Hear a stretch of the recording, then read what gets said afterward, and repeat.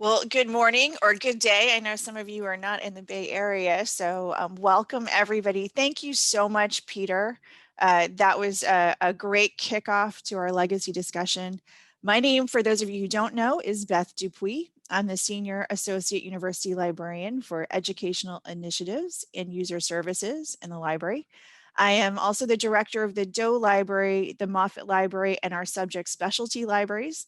And I am here on behalf of Jeff, who could not be here as University Librarian today, but to share with you a bit of what our experience has been in our library brief around the pandemic, as Peter mentioned, and then to introduce our real speaker today. Jeff asked me to give you some highlights of particularly what library is like right now and what we're planning for the future. So you get a sense of our new world or our new reality. Nearly 1 year ago today, I can't believe, within 2 hours notice that the campus gave us, we all packed up from our offices and closed our libraries and closed most of our book drops with this idea that campus would be closing for what we thought was 3 weeks. We immediately shifted to all of our research consultations and appointments that we usually do in person at desks to happening all by chat and email.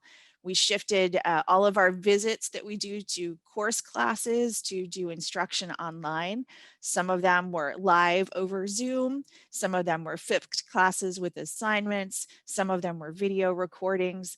We had a number of events and exhibits that the library is always offering that we started to investigate how to host over Zoom or translate to online exhibits to keep up the life and the sharing of all of our information and activities going. It was quite a dramatic month as people really on our staff were really unsettled. If you can remember the feeling of not knowing what this was like, this idea that you might work remotely for 3 weeks. For most of our staff who actually work on site with physical materials and processing collections and meeting with classes was a really different way to think about your job and your work. Some of our staff did stay on site, so we had library security staff who have never left the premises. Well, I mean, to go home at night, but in general have been providing services to ensure that our buildings and collections remained secure throughout while the rest of the campus was fairly deserted. And we spent a lot of time in those first couple weeks focusing on how to support our library workforce, who was now working at home. We found out some of our own staff didn't have home computers or home internet access. A lot of people didn't have smartphones or other kinds of connectivity like that as we were working.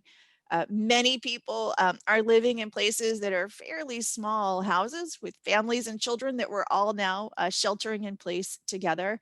And so it was a lot for everyone to process and shift. But I think we've done remarkably over that time, finding new special projects for our staff to work on that they could do remotely. Sometimes those were projects that we'd long wanted to do, but it never was the highest priority when we had our on-site commitments to deal with. And I think the greatest thing that the library administration did during this time was really to give reassurance in a time of great uncertainty when people were worried about keeping their job, what kind of job it would be when we came back, and mostly around their own health and safety and the health and safety of our library users, which had been a big concern for our campus. And I'm really proud of the Berkeley campus leadership and how they've approached the choices that they've made and the cautions they've taken for our facilities. I'll just quickly say that in April, 1 month after we left campus, we formed what we then called the 2020 Models Project Team. Silly now to think that we thought we were going to be back just after 2020. Everyone wants us to change the name now. But we developed a framework for how to return to restoration of on-campus services.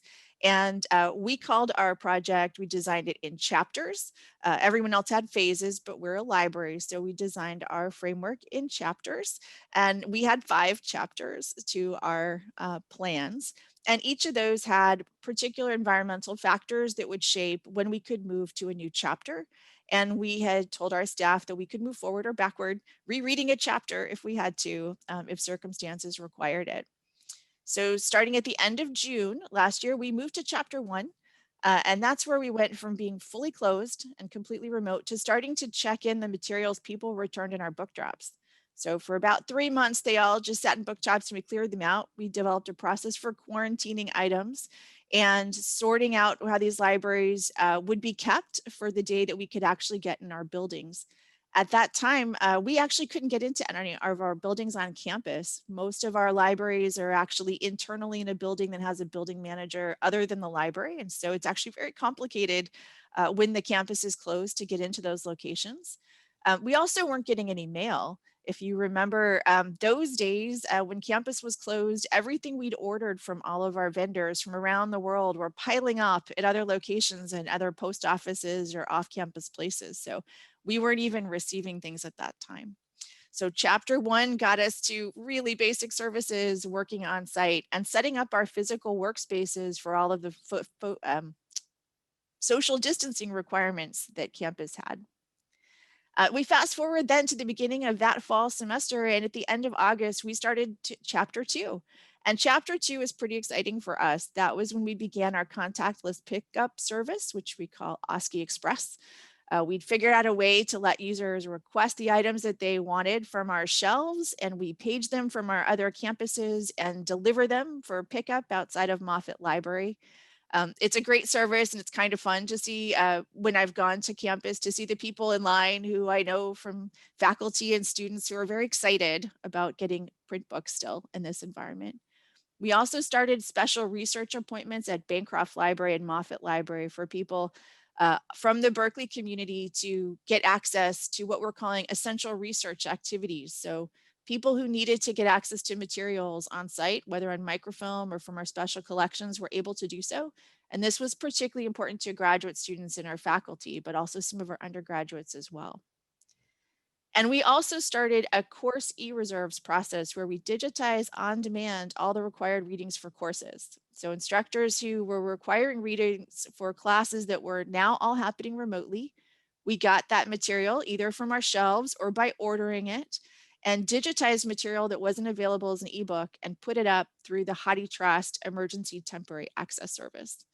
And that was a pretty amazing step for us to try to make sure that regardless of where students were taking their classes, if they were at home, sometimes in another country or far away from campus, they could still all get the same access to materials that they would have normally gotten by coming into our spaces. So that was, we have been in chapter 2 since August of last year. I thought we would move sooner to chapter 3, but Thanksgiving hit and then all of campus returned to being remote fully with the winter break. And so we just picked up, and it's exciting that Monday this week we moved to chapter 3.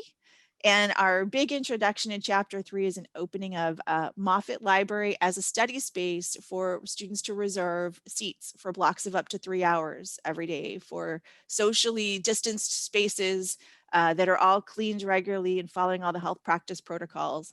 And that's been a great way for students who have been desperate, and I mean desperate, to get back into our spaces, to be in an environment with other students where they feel like they can be productive. And I've had numerous messages from students telling me how this was perfect timing before their midterms to be able to book this week. So that's our update from what it has been like and where we are now. We are starting to plan for what chapter 4. Campus just announced earlier this week that they're looking to fall semester of this year being almost 100% in person. It's almost unimaginable. It is like a magical world thinking about what that will be like when we're all back in person. We're also imagining what it means for our spaces. Do we need to set up different sorts of checkpoints and so on? Campus right now has a mandatory COVID testing requirement for anyone coming on campus, and you have to show a digital badge when you've gone through that testing, and we'll have to think about what that means for us in our spaces that we do open. And of course, we're going to continue to care about the health and safety practices for all of our staff and users, so that will continue to guide us. I just want to say that I think it's remarkable how much the library staff has done and how much our donors have been helpful in supporting us and funds towards like course e-reserve service and other things we've worked on. At the same time, I want to mention we are doing many other things. We are implementing a new library catalog that will connect all of the UC libraries to each other. That is a significant change in all of our policies and workflows and practices. We are also designing the Center for Connected Learning and doing fundraising for that initiative, which will be sort of our new 21st century learning space with all sorts of partnerships around students. We are also currently preparing 11 different sub-projects of staff moves to clear people out of Moffett Library for the Center for Connected Learning to be built. We're making huge significant strides with our digital collections and adding lots of really wonderful material that you'll see on that website, terrific photos and lots of details about historical and primary source materials to look at. You'll hear more about negotiating the transformative open access agreements, which I think might be where Jeff is right now, and all sorts of organizational changes to really create an inclusive and supportive work environment to make sure we have the best of what our users and employees can offer and help build for the future. So that's a lot. We're not unbusy, even though we're remote. And I hope that this gives you some inspiration that we actually are staying true to our mission and still exploring new paths, even during this kind of wacky time that we're in. So with that, my next part is to introduce our actual real speaker for today, Christine Holt-Lewis. Christine has been the curator of the Logan Collection since 2014. She is a proud undergraduate alumna of UC Berkeley, where she majored in humanities and nurtured her love of American art and literature. She has a PhD in American Studies with an emphasis on photographic history from Boston University. She co-authored the award-winning study of 19th century landscape photographer Carleton Watkins, called Carleton Watkins, The Complete Mammoth Photographs. And she has taught classes and published several articles on Watkins in the West. She co-curated several exhibitions at the Bancroft Gallery, including the California Captured on Canvas, which were shows on paintings, the Facing West exhibit, which was photographic portraiture, and the Highlights and Shadows exhibit, which had photo books from the Logan collection.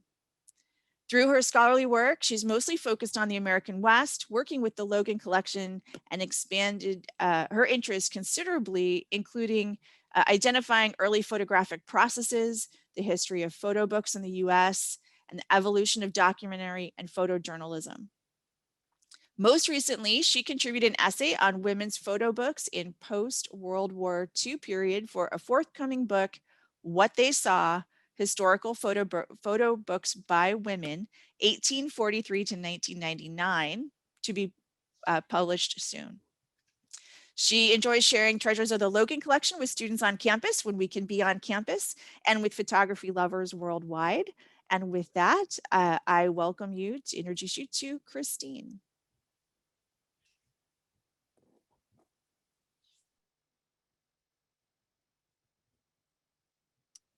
Thank you so much, Beth, and it's great to be here with everybody today. I'm going to share my screen because this will be a very visual presentation. Okay, so it's my pleasure to introduce you today to the Riva and David Logan collection of photographic books donated by the Logan Family Foundation to the Bancroft Library back in 2013. It's thanks to Riva and David Logan that rare and important examples of the history of photography have been preserved and are now available to the greater community.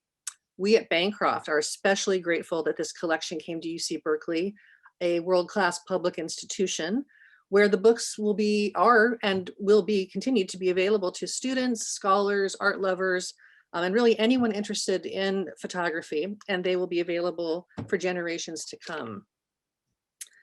The photo books that comprise the collection were amassed over more than half a century by David Logan and his wife, Riva. They were philanthropists who were very interested in funding social justice causes and the arts. The Bancroft gift not only came with all of the books, but it also came with extra funding to support the curator of the collection, which is me, a biannual symposium on photo books, and a remodeling of a seminar room in the Bancroft Library to house those books, called appropriately enough, called the Riva and David Logan Room. It contains most of the books in the collection in these wonderful bookshelves here. So it's the glass enables everyone to see what's inside, and yet they are locked. So they have to be, so they are kept safe. The room is further, has the state-of-the-art climate and light controls to ensure the book's preservation. And in normal non-COVID times, we regularly host classes in this space and give students and others the chance to really see these books up close and personal. And of course, we're looking very forward to the day when we can return safely and do this some more. The collection has roughly 1,300 or so photo books, which includes books on photography and photographic journals like these US camera over here, as well as technical manuals like this little example of artistic retouching.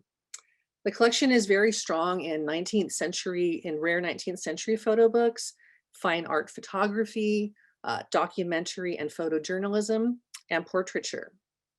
Now, David Logan's guiding principle was to collect what he liked, which resulted in a collection with great breadth in European and American titles, but also certain deep holdings in some of his favorite photographers like Ansel Adams, Edward Weston, Robert Frank, Margaret Bourke-White, and many others. So in the spirit of David Logan today, I will be talking about books that I like from the collection.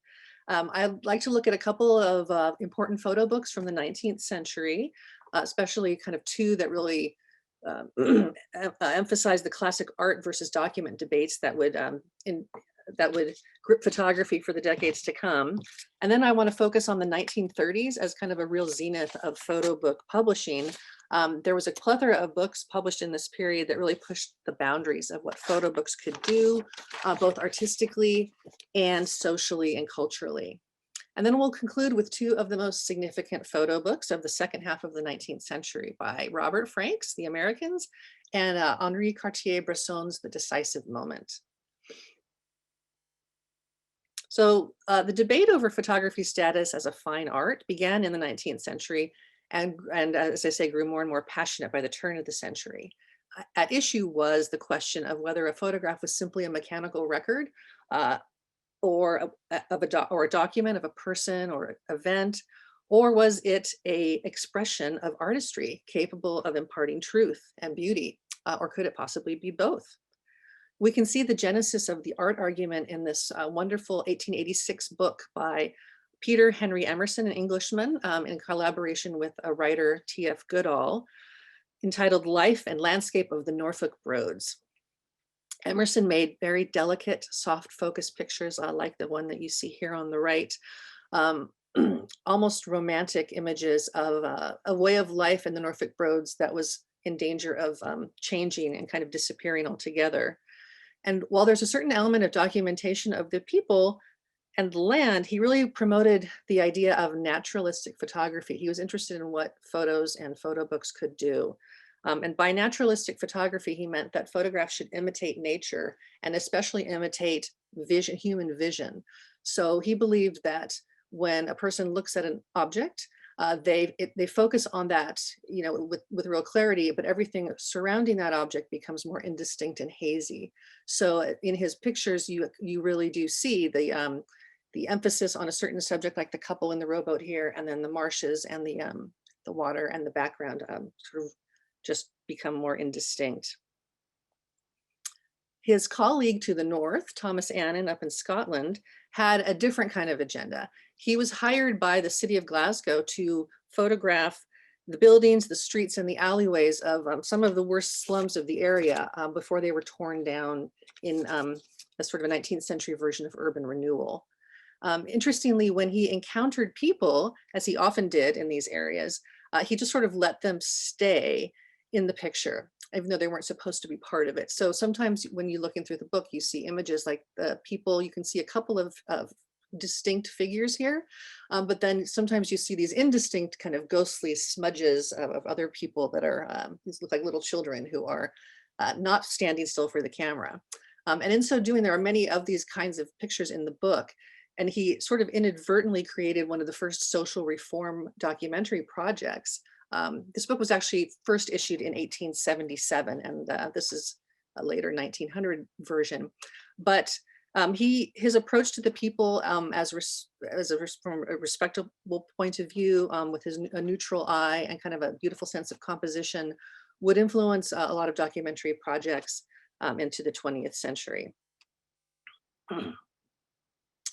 So one of the real gems of the collection is a series of the photography journal Camera Work, which was published by the photographer Alfred Stieglitz from 1903 to 1917, and they're housed in these wonderful kind of green and red boxes in the Logan Room.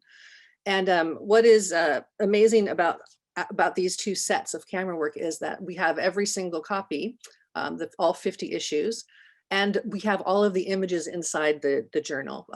The pictures, the photogravures inside Camera Work were so exquisite and so well done that they have routinely been cut out of most issues that you would maybe find of Camera Work and sold as separate art objects by dealers and in art galleries. So we're very grateful to have these intact issues of Camera Work. So the purpose of the magazine was really to promote photography as a fine art, just as Peter Henry Emerson had been interested in. And as such, each issue had to be as beautiful as it could be. And Stieglitz was a real perfectionist, and so he oversaw every aspect of the design of the magazine. The pictures were photogravures that he oversaw the production of, and they typically were covered with a tissue paper overlay to both protect them and also to kind of reinforce this idea that these photographs were quite valuable in and of themselves, valuable as art objects. Stieglitz really insisted that the photographer was an artist who wielded the camera as a tool, just like a painter with his brush or a sculptor with her chisel. So the magazine published a variety of photogravures by these different artists over the course of the run of the magazine. And initially, the aesthetic promoted was called pictorialism. So on the left, you see Stieglitz's own picture of the New York Flatiron Building. And the idea here was to focus not so much on the architectural building, but rather the sort of romantic sense about ability of the picture of the atmosphere of the snow and nature, and just this kind of hazy romantic, almost impressionistic picture.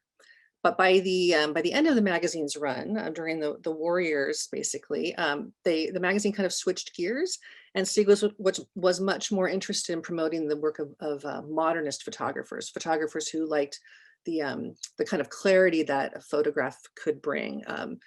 Interested much more in urban subjects and in a much more kind of hard-edged, sometimes machine-like look to the images. So both of these photographic movements that he helped popularize, pictorialism and modernism, would continue into the rest of the 20th century, although pictorialism would all but kind of peter out by the 1930s, but not before. It had one of its last hurrahs in this gorgeous book, 1930s book by Doris Ullmann. The 30s were a comparatively good time for women photographers who were seen and published in greater numbers than ever before. Now, Ullmann had been a portrait photographer, but the Depression really kind of changed her, and she looked more around, she looked outward and looked at other people's lives and decided that she really wanted to do a sustained study of other people. And in this case, she was interested in what she called the Negroes of the South. So she collaborated with an author, Julia Peterkin, to create this book. Julia wrote the text and Doris Ullmann provided the images. Julia was a Southern white woman who believed that she knew more about the lives of Black people than any other writer. And so they collaborated on this text, which focused on the religious and community life of the Gullah people in Georgia and South Carolina. And while it was applauded in its time, even by the NAACP, modern readers have found much to object to in Peterkin's text, which tended to be rather stereotyped and cliched, and certainly overly paternalistic about its Black subjects. But what's interesting is that Ullmann's photographs do not participate in the text in the same way. They are almost set against it, in that she provides very sensitive and nuanced portrayals of the Gullah people. And here, I think her early training in portraiture really helps her focus on the kind of the complexity, the dignity, and the humanity of the subjects that she is portraying. Another woman photographer in the 1930s was Dorothea Lange. And her book, An American Exodus, came out in this time as well. Very differently from Ullman's book, which was not really a manifesto for social change. American Exodus, really kind of was. This was made during the time when she was working for the US government under the Resettlement Administration and then the Farm Security Administration. And this project, like most documentaries of the 1930s, was a collaboration between her images and a writer's words. The writer in this case was UC Berkeley economics professor Paul Schuster Taylor, who would become her husband. And their partnership had a much more unified agenda than that Roll Jordan Roll book, in that they were both very interested in showing the rest of America the plight of the Dust Bowl families, those who left the Oklahoma and Texas and other areas impacted by the Dust Bowl to come to California, and focus on the need for government assistance to help them rebuild their lives. And what's important about the book is that it was very careful to balance Lange's images with Paul Schuster Taylor's more scientific and kind of dispassionate text. So it was a true merger of empathetic, artistic images and this more neutral, dispassionate text. So it's really became a model of engaged social documentary photography. Here are a couple other pages from the book just to show, I love Dorothea Lange had such a great grasp of gesture and body language as a way to explain multitudes about people's lives. So Lange really believed in the power of photography to affect change. That wasn't shared by all of the photographers in the 1930s. Walker Evans, who had worked for the same US government, the Farm Security Administration, as Lange, had kind of a different approach in his photography and in his looking at American culture. His first book was called American Photographs. It came out in 1938. And there was both an exhibition at the New York Museum of Modern Art and this photo book. And it's really kind of a project that merges documentary and art in some interesting ways. And what Walker Evans was interested in was kind of merging his irony. He looked at American culture with a certain amount of irony, but also a certain amount of reverence for the kinds of interesting ways that people designed their worlds, the ways that they composed their lives. And the book was, in his mind, so much more important than the exhibition. So as the exhibition was being mounted at the Museum of Modern Art, he had very little interest on where on the wall the pictures should go, because this was just kind of an ephemeral short-term thing. The book, on the other hand, he spent hours and hours in the sequencing of the pictures, because he wanted to make sure that there was a kind of a narrative, a poetic narrative, as you go through the book. And this, in turn, was something that became very important and very inspirational to a lot of photographers that came after him, in the sense of really sequencing works. There is almost no text in the book as well. The captions, in fact, are on a different sort of page altogether. So really, you just look, as you're paging through the book, you're looking strictly at pictures and not words. Edward Weston was another who published his first photo book in the 30s in 1932. Like Edward Weston, in a sense, he didn't have a real interest in any sort of social change, but he was more interested in sort of pushing the boundaries of photography and what photography could do. So he is part of what we call the F64 group of California photographers, of Ansel Adams, Edward Weston, Imogen Cunningham, and others, who are really kind of heirs to the Alfred Stieglitz tradition of promoting the artistry of photography. And he, like Adams, used his camera to really find those elements in nature, in landscape, that he could make even more beautiful through his vision and through his camera. So here's one of his kind of most iconic pictures, this picture of this wonderful bell pepper from about 1930, where he really, Weston was really interested in pre-visualizing his pictures so that he could set up the composition, set up the light, get everything kind of just perfect so that when he did kind of click his shutter, that the picture would be exactly as he wanted it to look. And then he would make the perfect print from it with a real range of tone, from the blackest blacks to the whitest whites. And so in his first photo book from 1932, he did something kind of interesting, and he and the designer designed their book in interesting ways that would prove to be fairly influential. One is that they use very high gloss paper, and I apologize for the unclear picture that I'm showing you here, but I just wanted to find a picture that showed the way that the book looks when it's laid out. So the high gloss paper helps to emphasize the high contrast be in the pictures between, again, sort of the blackest blacks and the whitest whites, and then the gray tones in between. And he also utilized this wonderful spiral binding, which is difficult for conservators now because it tends to kind of fall apart a bit, but it makes it so much better experience to open up the book entirely, lay it perfectly flat so that you can sort of page through and enjoy the pictures, which almost look like they're on a gallery wall. There's so much white space surrounding the pictures.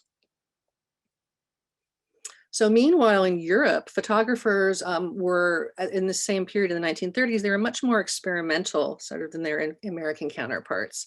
And they did not approach the print with the same seriousness as people like Adams and Edward Weston.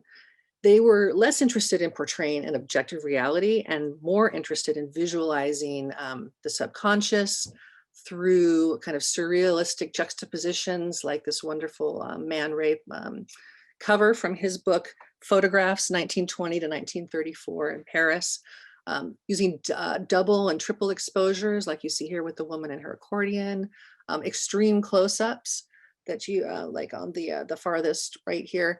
And I guess I just want to emphasize here that some of these pictures don't seem nearly as avant-garde or strange to us today because we are used to this, but in this period in the 1930s is the first time that these kinds of pictures are being produced and shared through these books. Again, very indebted to the surrealism and to a certain extent the formalism of Bauhaus as well in Europe. Another wonderful photo book from Paris at this time is Brassai's Paris by Night from 1934. And this was a quite unique project at the time. So the book, as its title suggests, is a series of photographs of Paris at night.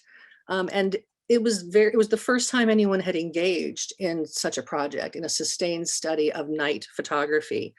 People had done some night photography and using that kind of available light, but there was no study and no book about it. So people were very much intrigued by this little 8x5 book with its inky dark blacks on these. It's a matte paper that just seems saturated with the black color here, and it almost feels like the ink can kind of come off your hands. It's so saturated. You see too that he's still using the same spiral binding, and the pictures there is no real white space. It just kind of bleeds one into the next, and so as you page through, you're kind of put into a familiar world, but one that's been very destabilized by the fact that it takes place during the night. So now we come to the two books from the 1950s that would really kind of change things and influence generations of photographers for a long time to come. This is Henri Cartier-Bresson's The Decisive Moment from 1952. The cover is by Matisse. It's a wonderful kind of whimsical cover. And the book was published in 52, but it included images from the 1930s and 40s because the war, of course, World War II intervened, and so it couldn't be published during that time. Cartier-Bresson is considered one of the best photographers of his era and indeed of the entire 20th century for several reasons. And one of them is his kind of invention of this notion of the decisive moment.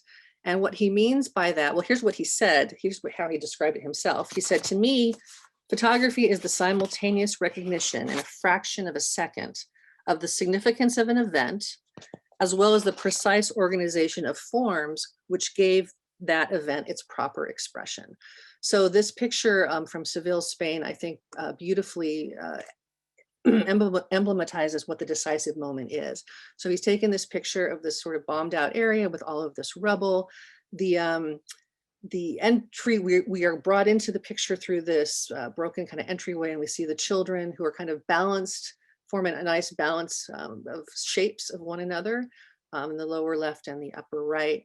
And then as our eye goes back through the rubble of the streets, we see more children playing or fighting. It's not totally clear. There's kind of this element of childhood interrupted, of a certain kind of menace affecting the lives of these children. So the very composition helps tell the story. And that's really what the decisive moment is. It's finding that one moment that really enriches the story that he's also trying to tell. Cartier-Bresson, of course, was also known as a photojournalist. He was one of the founders of Magnum Photos in 1947, and would have a long career in publishing photo books and publishing his photographs in magazines and so on. I want to show you a spread from inside the book. The book, by the way, is quite large. It's the size of like a Life magazine, for those of you who remember that magazine, or a coffee book. It's about 14 inches tall and 10 inches wide. The spreads, in the same way that Walker Evans had a sort of a narrative of his works, Cartier-Bresson is engaging in a similar thing. These are two pictures that are from the coronation of King George VI in England in 1936, the father of Queen Elizabeth.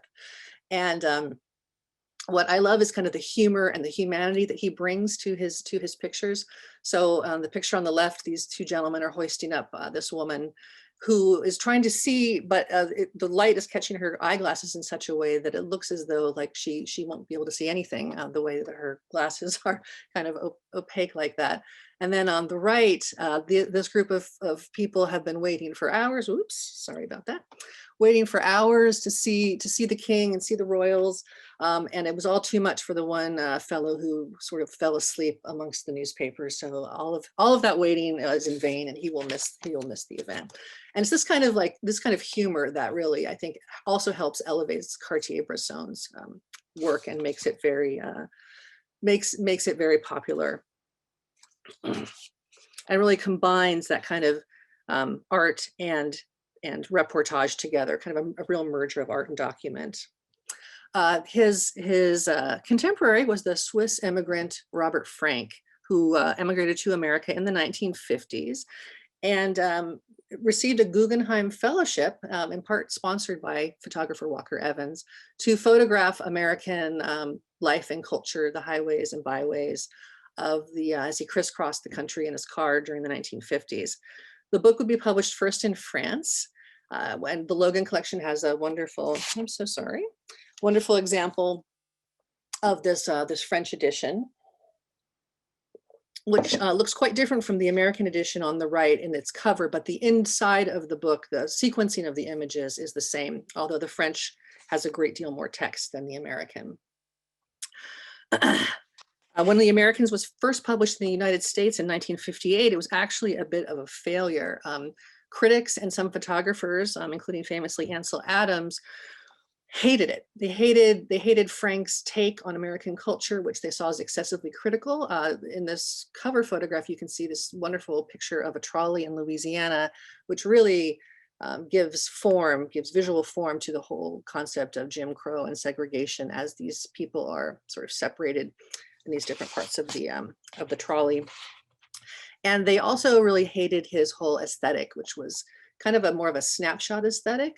Cartier-Bresson and Frank both used a 35mm camera, which was much smaller and faster, and it allowed them to capture pictures kind of on, seemingly just like on the fly.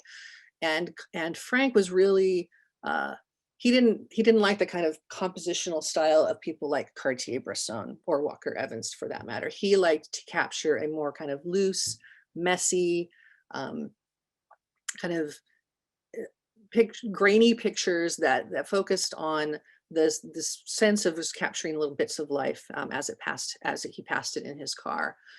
So as I say, the book was very unpopular when it was first published in 1958, but then it gets reissued in the late 1960s, and the American culture has completely changed from kind of the Eisenhower American exceptionalism to the counterculture and the 60s questioning of some of those same ideals of patriotism and things like that. And the book really becomes kind of a slow burning sensation, and it allows a whole new generation of photographers to embrace this more subjective, poetic, messy sense of American culture in their own work. So, but in many ways, Robert Frank is breaking new ground, but he also his work is also a response to those who came before him. Like Dorothea Lange, he had a real emotional response to the inequities of American culture that he expressed in his photographs subtly. Like Walker Evans, he preferred images over words. There's no real text in the American version of The Americans. Each picture has its own page. There are only captions to help you get a sense of where you are. He also had a number of recurring themes and images in his work, like the open road on the left. There are a number of images of American flags on the right. And then those kind of this new 50s culture of cars and jukeboxes and drive-in movies and this kind of thing. These things recur over and over, eventually resulting in what Jack Kerouac called a sad poem sucked right out of America. That was an intuitive, loose, messy, and highly personal expression of the contradictions of the American dream. And I just like to say now in conclusion that I'd like to reiterate our thanks to the Logan family. It's a real testament to their vision and generosity. And significantly, Logan wanted his collection to be usable by others. And with its present home at the Bancroft Library, that vision has become a reality, and we are all richer for it. So that is the end of my talk.